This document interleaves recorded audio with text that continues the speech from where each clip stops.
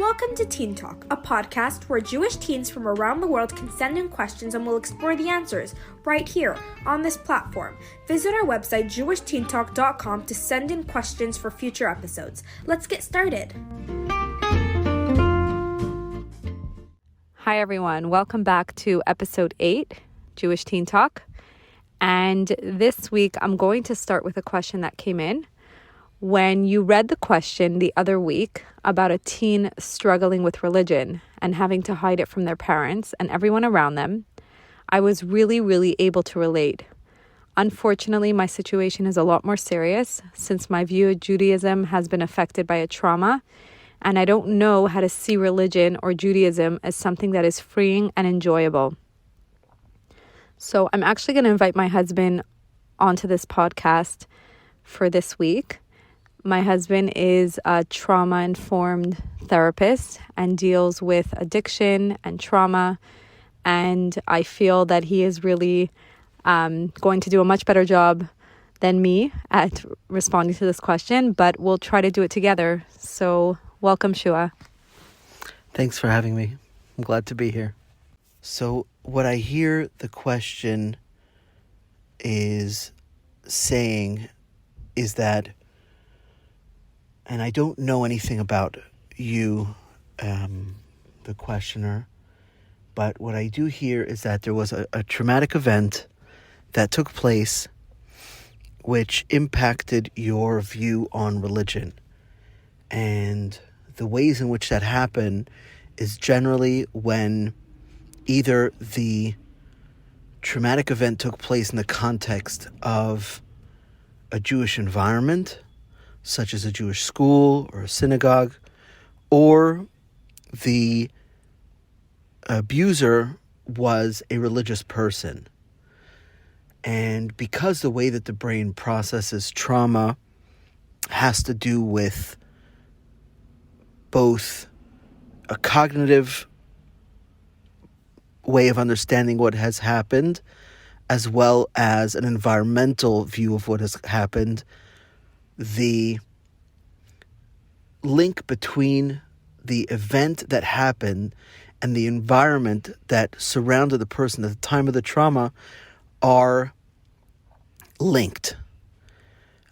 For example, if a person experienced a one-time, what we call a big T trauma, something that was a very traumatic event that took place, let's say an armed robbery where they thought they were going to die, and the event took place within view of a donut store, what might happen is that every time that the brain will make the connection between donut store and danger. And even though on a cognitive level we might understand that the donut store is not dangerous, we'll experience the feelings of trauma when you pass by a donut store. So just from what I understand you saying, that means that based on where the person is at the time of the trauma and also what's happening to them, so the brain connects the environment that they're in, so this place, like you said, the donut shop, with the actual trauma, even if going to a donut shop or looking at a donut shop is not necessarily going to hurt the person. It's going to trigger in the brain that memory or that fear response to the actual trauma. Correct. And what is the parts of the brain that have to do with trauma is mainly the amygdala, which is the fight, flight, or freeze response. There is the thalamus, which is the sensory part, which is all the let's say that a person might not remember exactly what happened, but they'll remember the smells, or they'll remember the sounds, or they might remember certain ways that things looked. And then there's the hippocampus, which is more of the emotions that are connected to the event. And so when a person experiences trauma, and keep in mind, again, that this is not necessarily a religious question. This is a question. This is something where a person's brain has an instinctive reaction to religion as a way of keeping the person safe. We are built to prioritize safety over everything else. And so when the brain makes associations, the brain and the body and the emotions all work together to prioritize any and all of these signs of trauma to keep us safe. So in terms of your question about religion and the way that that's connected to trauma and how you have trouble disengaging from it, I would highly recommend that you visit with a trauma-informed and religion-informed therapist who can guide you through the process of disentangling those two parts of your experience. Can I chime in with something? Absolutely. This is your show. Thank So, you. okay, so my question is, because from what I've understood when I was in therapy, is that trauma is not the actual event that takes place. It's something can happen to a person, and it's the unprocessed emotions that cause it to become a trauma. So the same person can go through a similar thing and they process it. I don't know, let's say someone abuses them, God forbid, or something happens to them, and they right away get the help and they get the support and they get the therapy that they need. It doesn't necessarily become a trauma. Correct. So what I mean by visiting a licensed trauma-informed therapist who also has some understanding of religion is exactly that. It's the processing of the trauma so that we are completely powerless over the events that take place, and the body instinctive reactions that we have to them. Those things are not in our control. What we can control is becoming comfortable with ourselves. And so what a trauma-informed therapist who understands religion would do is would help you understand your triggers, the things that cause you to go into a fight, flight, or freeze response, and would help you to appreciate that it's not necessarily about the religion, but it's about your experience, and help you to process that. So just to address the end of the question, which is the idea of religion not being enjoyable, going through this process of processing the trauma and understanding what are the triggers and what are the things that cause these instinctive reactions to the traumatic event will give space for religion to become enjoyable and meaningful again. Okay, thank you so much for that. Let's move on to the next question. Whenever I hear about Mashiach, I get afraid. I don't want to change. All the miracles that will happen scare me and make me not ask for Mashiach because I'd rather stick with what I know and where I'm at. I just want to say that it's not the first time that I've heard this question from quite a few numerous teenagers and young adults too. Probably older adults too. You know, it's a very good question. And the idea of change is very unsettling because we get used to a certain way of life, and I have my predictability, and I know that I have my home is here and my this is there, and now I hear like, wow, there's going to be amazing miracles. and we're all going to go to Israel. So here I'm not going to live on the block that I live on, and I'm not going to have the friends in school. Like 100%. The ideas that you're bringing up and the question that you have is really good, and hopefully we'll be able to answer it to the best of our ability. So I actually, when I joined the 12 Steps, which is a support group, it started with AA, with Alcoholics Anonymous, and it was two individuals that realized that with the power of a group and a support, and not doing it alone, and acknowledging a higher power that can help, that would help them stay sober. And so many other groups have since become established. There's NA, there's for narcotics, there's for all different types of addictions. So the 12-step group that I was joining was actually Emotions Anonymous, to help me with my own emotional issues and it really taught me a lot. And one of the things that I remember when I came into the 12 Steps, which this was about 10 years ago, I was told it works when you work it, and you're going to just become a new person, and you're going to discover a new way of life, and it's going to give you like a whole new perspective. And all these words of new actually scared me off, because my thought was, I don't want new. I don't want to become someone else. I'm perfectly fine with the person that I've been until now and the person that I hope to continue being. So that honestly really scared me. The idea of change, the idea that things would get better, things would be new. So I just wanted to validate your question, and that, yeah, I've been there too in my own way. And again, the idea of Mashiach coming and there being so much change in the world and so many miracles and everything's miraculous and is a good one. And I'm going to pass it on to Shua to see his thoughts. What I would just add, and I think that was a really powerful way of describing what the issue that people are really facing when we're talking about change. The only thing I would add is that I don't necessarily think that this is a religious question. It's not a theological question. It's not a religious question. It's a question of anxiety.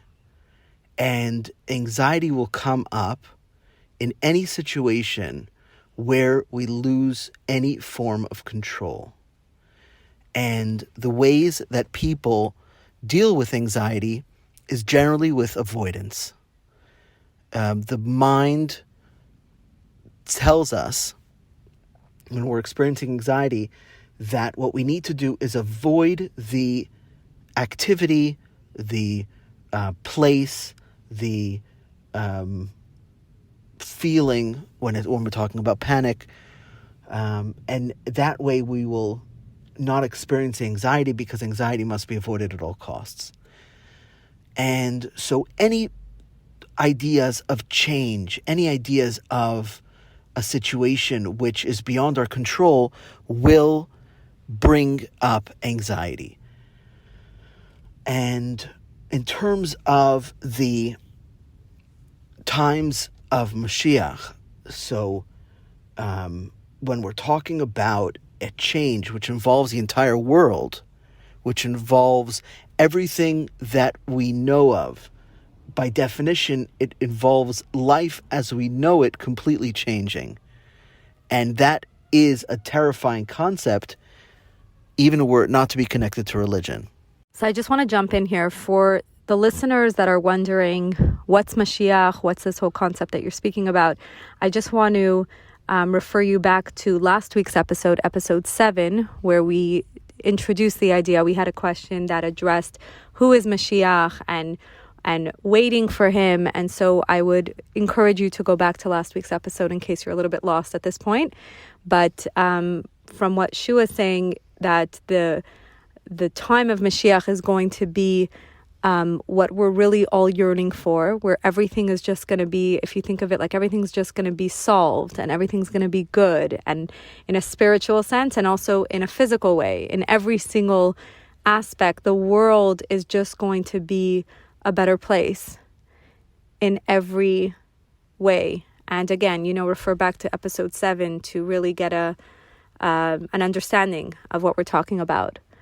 At the same time, I want to point out that the Rambam, Maimonides, says that there's actually two explanations of how Mashiach is going to come. So when Mashiach comes, either the whole world is going to become a new place. The miracles are going to happen. Like they say, when we learned about Mashiach when we were younger, we envisioned, we're going to go on eagle's wings or on clouds. And I just envisioned, our house being uprooted and going on a cloud. It was such a cool concept. So either all the miracles are going to happen, where the dead are going to be resurrected, the loved ones that we've lost that have passed on will come back. And that's one way. And then the other way is that the times of Mashiach are going to be within nature. So it's going to be within the confines of nature, within our comfort zone. It's not going to be like all of a sudden, I don't know, dinosaurs are going to be walking down the road and grazing, and lambs and it's not just going to happen right away. But the other explanation and the other way that Mashiach will come is that it will be more natural. So it'll be more in our attitudes, in our perspectives, in the way we treat each other. And I just wanted to bring up those two explanations here. So just to give, for those who might be wondering, how can one accept change? How can one be comfortable with change and lessen the anxiety that accompanies it? What we find is that the practice of mindfulness, of really being present in the moment, is one of the best ways. Neuroscience, peer-reviewed studies have shown that the practice of being present in the moment is one of the best ways of resolving anxiety. And again, when we're talking about depression is memories or thoughts about the past that bring up sadness in a general sense. Anxiety is worries or fears about the future, and panic is fear about the present. And mindfulness is a great way to counteract the effects of all of those. So whether you're listening to a mindfulness meditation, whether you're practicing gratitude is a wonderful way of implementing present moment awareness, of bringing your attention to the positives and all the things that you have in your daily life, and or whether it's just even as you're walking, the practice of walking, feeling your feet hitting the pavement, feeling the movement of your body, feeling the breeze, just trying to acknowledge thoughts but not attach judgment or value to them is very, very practical way of lessening anxiety and fear. And I mean, all things considered, yes, there is that fear to the change and to those times, but I don't know, I haven't really actually spoken to God, where I heard him answer this question, but I'm fairly sure from what I've learned about Mashiach is that we're going to embrace that time. We're going to be relieved that it's here.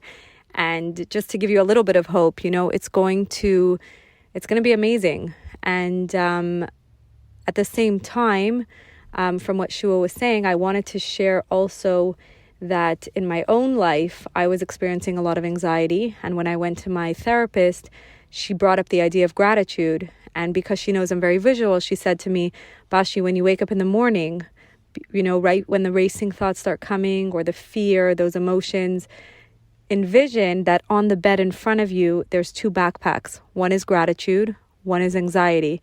Which one are you going to pick up? And all I thought was, that's impossible. There's no way I can control this anxiety.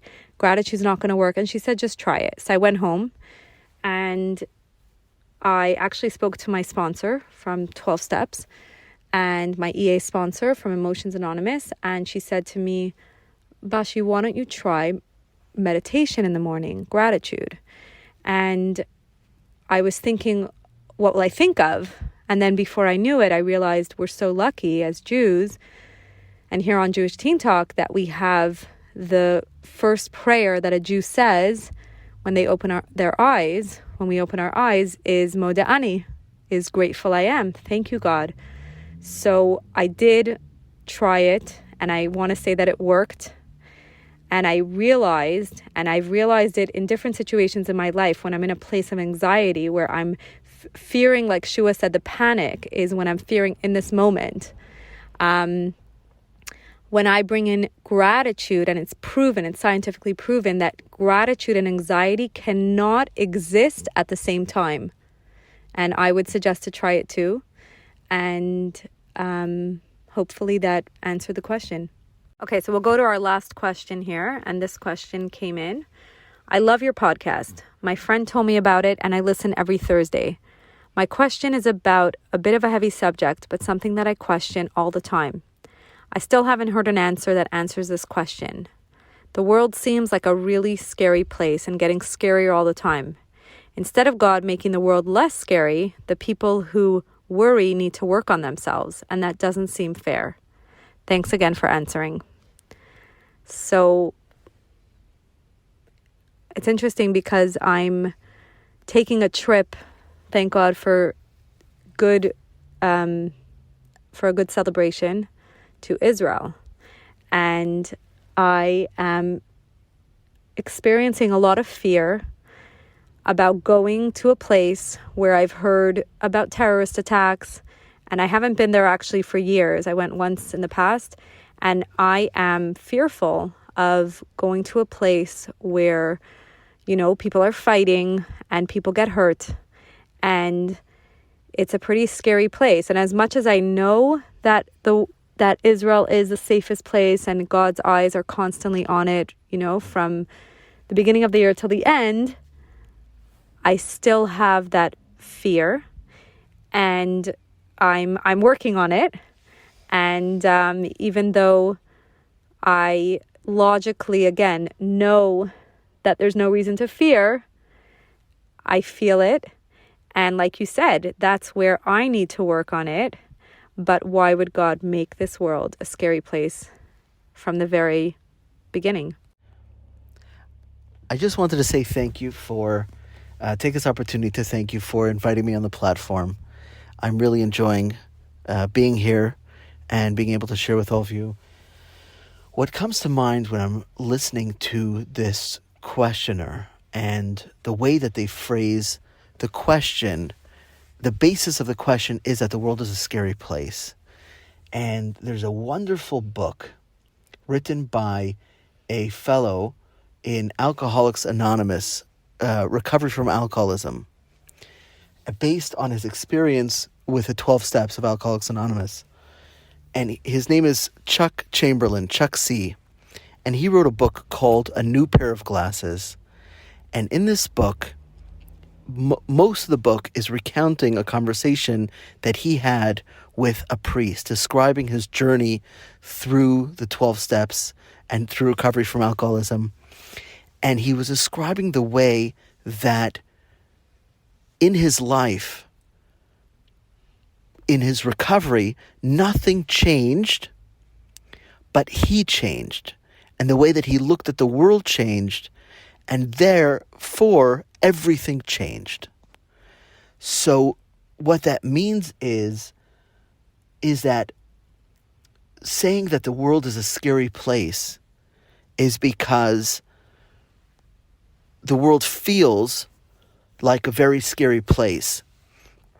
And one of the reasons that the world can feel like a very scary place is because of a focus on the scary things that are happening in the world.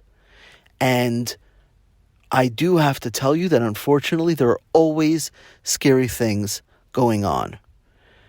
At the same time, the same way that when this fellow's focus changed, his reality changed, focusing on the positive things that are taking place in the world, focusing on relationships, focusing on joy and love and gratitude, the kindnesses, just the joy of being alive can help to alleviate some of that fear and makes the world seem less of a scary place. So I'm just going to jump in here because a lot of times I've heard people say, but if you are saying just focus on the positive and the good parts of the world, then you're going to slip into denial. And then you're denying that there is a scary reality. Like there are people that are out there that are, don't want to do good to others and want to hurt others and that exists. So what would you respond to that person say? Now, like I'm becoming the questioner. Absolutely. And that's really a wonderful question. So focusing on reality does not make the scary things any less scary, and does not make the bad things that happen any less understandable or any more positive. It doesn't take away from those things. What it is an acceptance of the world the way it is. Acceptance of the world with all of its aspects, the good and the bad. And it's a decision to focus our attention and the limited time that we have on those parts of the world that we have control over, and those parts of the world that we can find gratitude in. It doesn't change the scary or bad things that happen in the world, but it's simply where we put our attention. And I just wanted to say, like, in a practical way, like, I don't listen to the news. I know that if I listen to the news and I go on news websites, I will be terrified and I will not want to leave my house.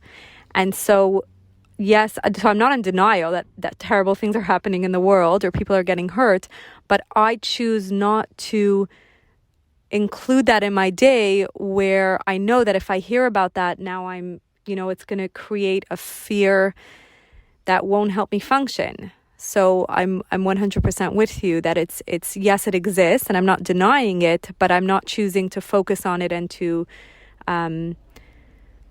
create that sense of panic from within. So I wanted to address the second part of your question where you said, the world gets, like, if it's scary, we need to work on ourselves instead of God working on making this world less scary. And just to connect this question to the past one, the world is not going to have is not going to experience that darkness and evil and bad or whatever exists in this world, the absence of good, or if something is good and it's not revealed, when Mashiach comes, everything's going to be good.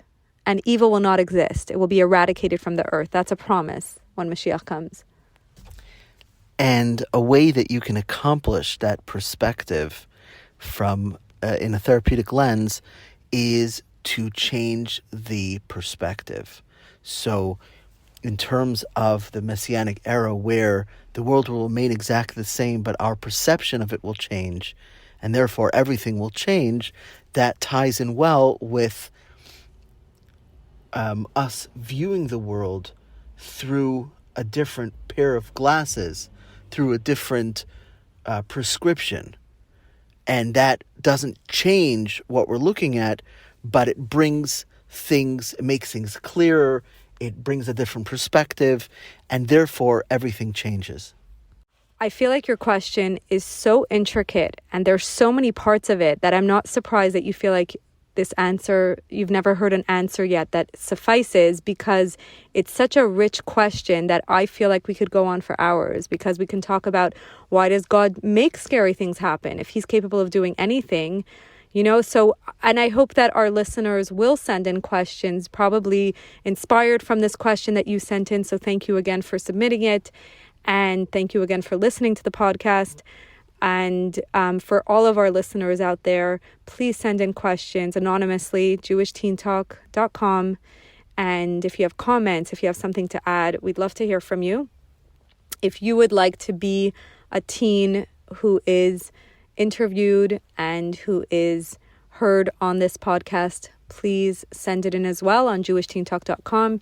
and you can write your name even and a way to and with your email, and we will definitely get in touch with you to have you on this podcast.